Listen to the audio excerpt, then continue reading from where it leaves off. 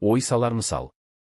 Арыстан бір күні өзін жайсыз сезініп, денесінен сасық иіс шығып тұрғанын байқайды. Ол бұл иістің басқаларға да сезіле ме, жоқ па, соны білгісі келеді. Сол үшін алдымен бұғыны шақырып алып сұрайды.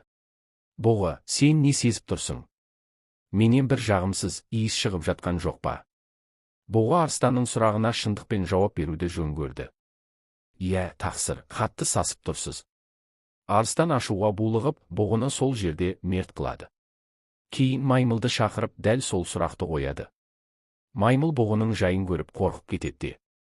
Жоқ, тақсыр, сізден ешқандай жаман иіс шықпайды. Керісінше, аңқыған жұпар иіс сезіп тұрмын деп өтірік сөйлейді. Бірақ арыстан оның даусындағы жалтақтықты сезіп, өтірік айтып тұрғанын аңғарады. Ол өтірікшілерді де ұнатпайтын еді. Ашуланып, маймылды да өлтіреді. Осы кезде арыстанның көзі анадай жерде жайбарақат тұрған түлкіге түседі. Оны шақырып алып, сен маған шындықты айт. Менен бір қолаңса иіс шығып тұрған сияқты, иіскеп көрші дейді. Түлкі арыстанның бұғы мен маймылды қалай жазалағанын көріп тұрған болатын. Ол шындықты да, өтірікті де айту өзіне қауіп төндіретінін бірден ұқты. Сәл ойланып, басын изеп. О, ұлы патшам!